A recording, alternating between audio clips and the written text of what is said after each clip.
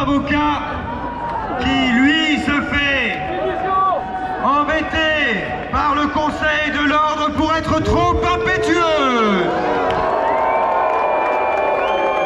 Vous savez de qui il s'agit de Maître Fabrice Division.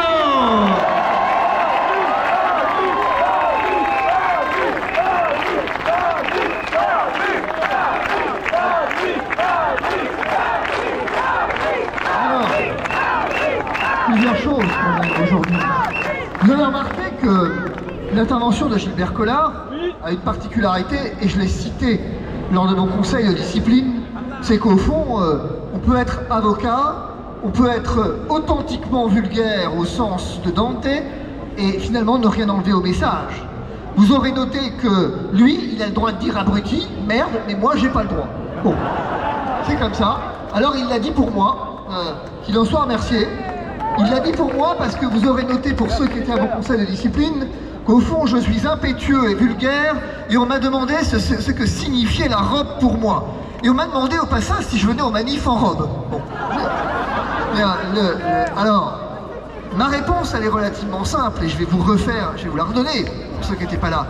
Ma robe, elle ne sert qu'à couvrir, au fond du manteau de la justice, tous ceux qui en ont besoin. Et c'est exactement ce que je fais maintenant depuis 2 ans. On fait tous ça les uns les autres. On est tous les avocats les uns des autres. On est tous les défenseurs de la liberté, les défenseurs de la vérité. Et lorsqu'on disait il y a 1 an que le Covid n'était qu'une préparation à la société d'après, est-ce qu'on avait tort? On nous a traités de complotistes. Et aujourd'hui, qu'est-ce qu'il en est?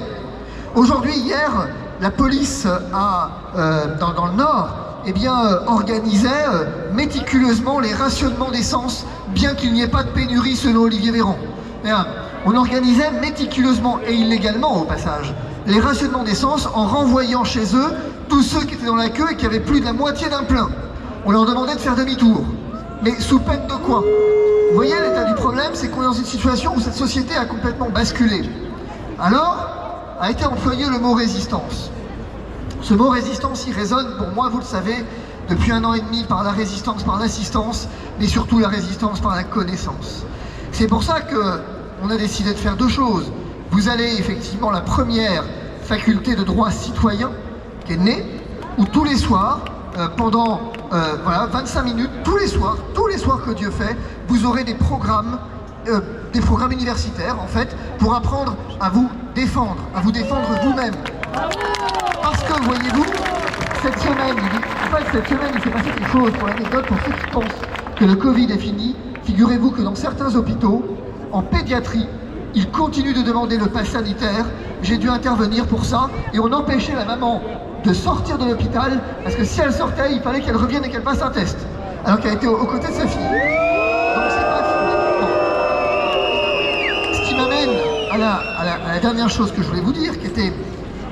tout ça c'est bien beau, mais autour de nous, trop de monde pense aujourd'hui que ça y est, c'est fini, que le Covid c'est fini, et qu'au fond la violation des libertés n'est plus, si je puis dire. Et on assiste à un phénomène, nous, qui commence à nous inquiéter, je vous le donne librement, c'est que l'association passera pas l'hiver. Financièrement, elle passera pas l'hiver. On a 6 salariés, dans 4 mois, on n'aura probablement plus de quoi les payer. Et alors, je peux pas continuer à rajouter de l'argent tout le temps dans l'association. On peut pas faire ça en fait. Et donc, je parle pas ici pour vous parce que je sais l'attachement que vous portez à celle-ci, mais autour de vous, faites passer ce message selon lequel c'est pas fini. Et qu'on a des juristes qui travaillent à temps plein, on a 2 médecins qui travaillent à temps plein et qui se battent comme des lions parce que c'est pas fini. Et que le pire, croyez-moi bien, cet hiver va pas être facile en termes de liberté. Et je suis pas certain aujourd'hui, à ce stade, que l'association pourra continuer d'exister au-delà de l'hiver et qu'il n'y a pas un plan de licenciement qui va devoir être organisé. Voilà, je vous le dis, pas pour vous parce que je sais l'attachement que vous y portez, mais faites passer le message quand même qu'une association, une société, ça vit par ses membres.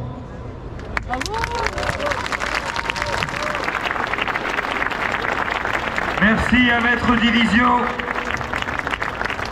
pour ses paroles, pour tout son combat.